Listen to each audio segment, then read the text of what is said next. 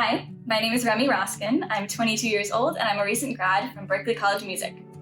My band's name is Remy, and we write original rock music that is a blend of modern rock, prog rock, and classic rock to create our own unique sound.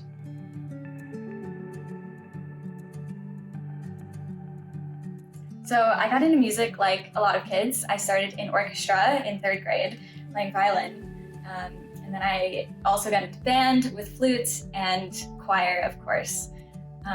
But what really got me into playing guitar and singing was the first Taylor Swift concert I ever went to, period. It was the Taylor Swift Fearless tour, and she had this sparkly acoustic guitar that just blew me away. It took my breath away, and I went home thinking that I wanted to be her. I wanted to do exactly that. And after that, I still kept up with violin, flute, choir, but I started playing guitar. I did my 5th grade talent show, singing a Taylor Swift song, of course. And then a few years later, I joined School of Rock and did that all throughout middle and high school. I loved it. I created a band also at School of Rock with some other kids. It's called Elastic Blur, if you want to check it out. And ever since then, I knew that I wanted to do music.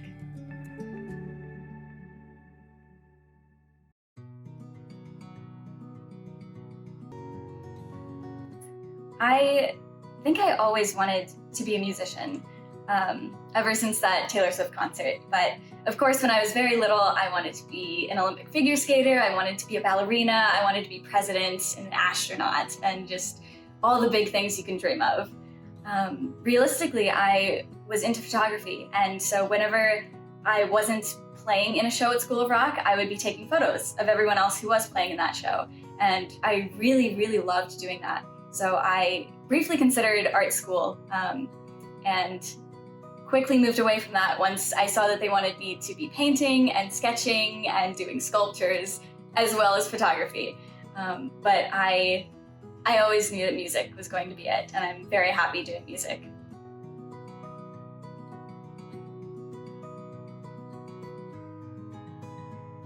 So in terms of musical inspirations, I absolutely adore Taylor Swift and her songwriting. Her lyrics are just incredible, the emotions she's able to capture. And same with 21 Pilots. I really loved their songwriting and lyrics and how much they spoke about mental health, and in such an eloquent way that I hadn't really seen in music before. I also really, really love Paramore and Radiohead. They're some of my favorite bands. And School of Rock also gave me a really good classic rock foundation.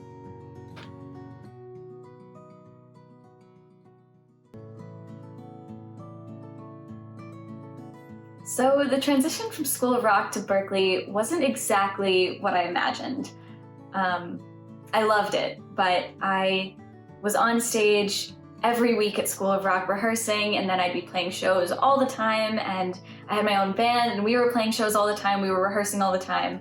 And I thought that that would be kind of the same deal at Berklee. I thought, I would get into a band and we'd be playing all the time, and that Berklee would have just so many stages, and I'd always be on stage, just like School of Rock.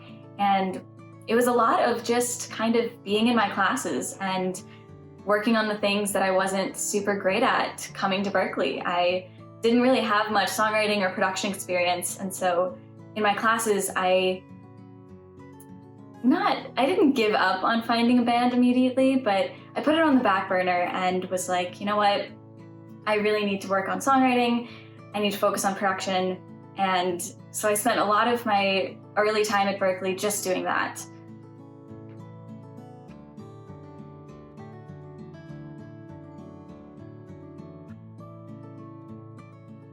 The pandemic was certainly a huge negative turning point in my music career. I had just started forming a band in late February, early March. And so we had, I think, like 2 rehearsals, and then everything shut down. And so it fizzled very fast. And on top of that, just the pandemic was so hard on everyone. We got stuck at home and we couldn't really finish our classes that spring. I had a lot of performance classes that we ended up just kind of sitting around talking about on Zoom. And so it was very demoralizing, and I didn't really have a lot of creativity. I wasn't feeling like myself. Singing was hard, and just everything was kind of a struggle. But once that kind of like cooled down, things started to get a little better. School came back. We were able to play music together again. I formed another band and then released an EP. And I think so far that's been the biggest positive turning point.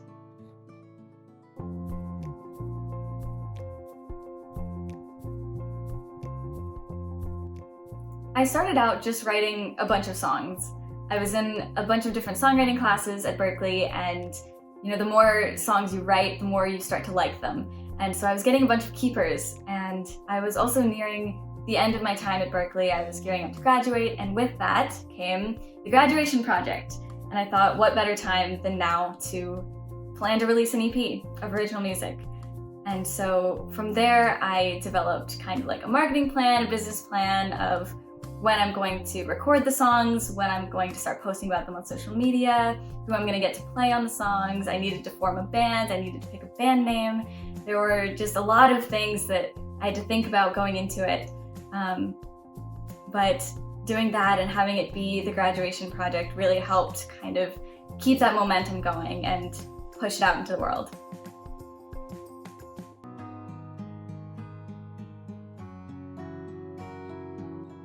So it was a little interesting. I did the production minor at Berklee, and when the pandemic hit, it was really tough. The studios were initially just completely closed off to us. We didn't have access. And then once we finally did have access again, it was very limited. We didn't have as much time in the studios. We could only have a certain amount of people with us in the studios at one time. We couldn't record vocals, horns, anything else that you had to take your mask off for. And so we ended up doing a lot of the EP remote. So I did a lot of stuff in my bedroom with a blanket over my head, trying to make it as soundproof as possible, not get any random echoes or overtones in the recording. I would get like car sirens going by and I would have to redo the take, or I'd be standing in my closet, as far in my closet as I could get, trying to make things sound muted. So it was very fun, it was interesting. And for guitar and bass and drums we were lucky, we were able to get into the studio most times to do that. But for bass and guitar, I would either have my musicians come to my apartment and we would record in my bedroom again, or I would just send them tracks that I had and they would record their part, send it back to me, and we would go from there.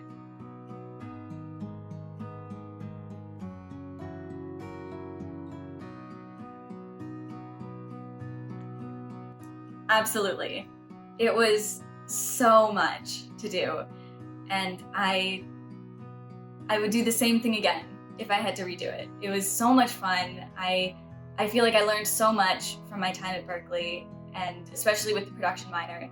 And so I felt very capable of doing everything myself. It was definitely a challenge at times, and if I had still been doing classes while I was trying to do all this, I wouldn't have slept ever. But I had already graduated, so I had all the time in the world to work on it, and I used all of that time to work on it. It was also very helpful. I had a few good friends who were MP&E majors who would kind of consult with me, and they would listen to my mix and give me feedback. So I definitely used my community to help me along the way. But it was super fun.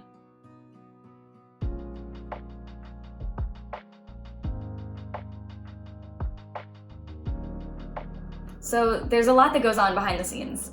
I knew that gearing up for graduation, I also wanted to have a performance to go along with the EP. So I was putting together a band, I was rebranding, really thinking about what colors I wanted to be wearing all the time, thinking about what color my hair was going to be, thinking about accessories, like aesthetic, and social media pages. I switched over my Instagram to become a band page rather than a personal page. I made a band page on Facebook.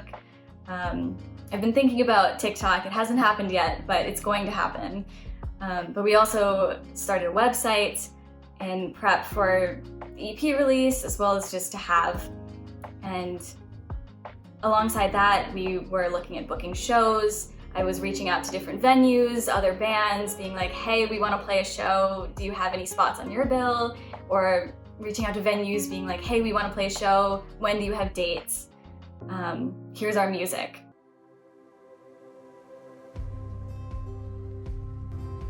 This is a fun question. Definitely my favorite to listen to on the EP is Stalking Silhouettes. It was the first single we released, and it's just really fun and powerful, and it means a lot to me as a song. But our favorite to play live is definitely Silence. It has these pauses in it where the whole band cuts off and we pause for 6 beats, and then we all come back in together. No like count off, we're not counting out loud, and we've had audiences just go crazy over that. It's so much fun to see, and it's so much fun to play.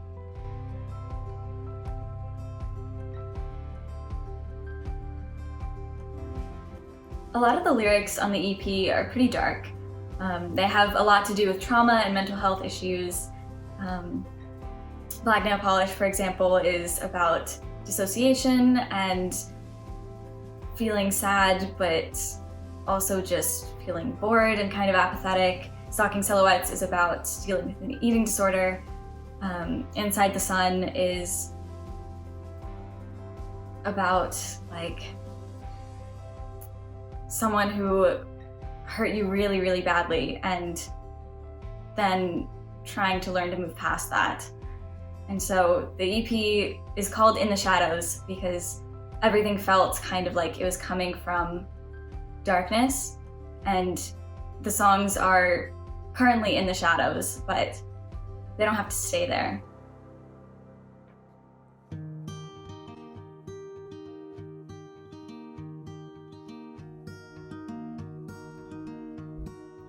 I knew that I'd wanted to write a song about an eating disorder, or specifically my experience with an eating disorder, for a while, and it had just been too hard for so long. It was too raw, too recent. It still hurt too much. And so when Stalking Silhouettes happened about a year ago, a little over a year, it finally felt okay, and it didn't hurt so much anymore. And I have noticed that, you know, there are a lot of songs that talk about mental health, that talk about depression and suicide, and I haven't found that many that talked about eating disorders. And it's really important for people to have art that they can relate to when they're going through really hard things. So I had wanted to write this song to fill that void, and it finally didn't hurt to write.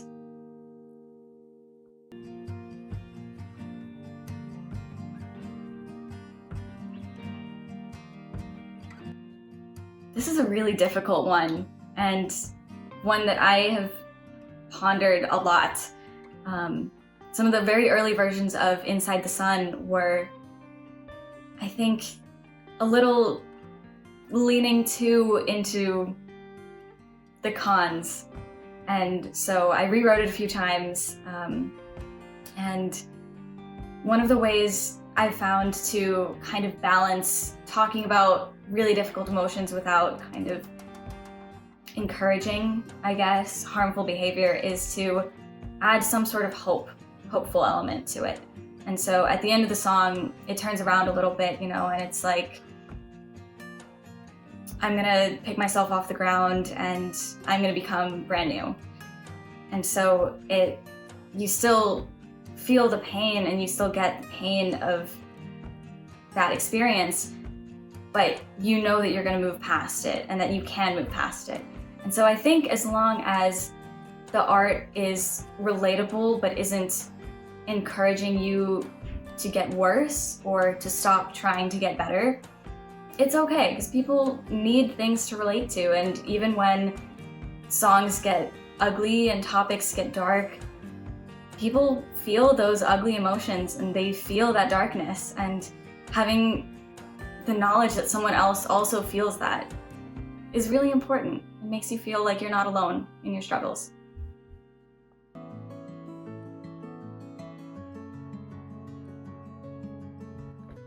I'm not totally sure what the future holds. I don't think we can ever know for sure, you know, but I know that I want to stick with my band. I have an amazing band backing me, they're incredible, and I have so much fun playing shows with them. And I want to keep writing more music. I want to keep releasing more music, playing more shows, connecting with more fans and other bands. We love playing with other bands at Berklee. It's just such a great time. And I think in the future we just want to keep expanding, keep growing, and get our music out to people all over the world and to anyone who may need to hear it.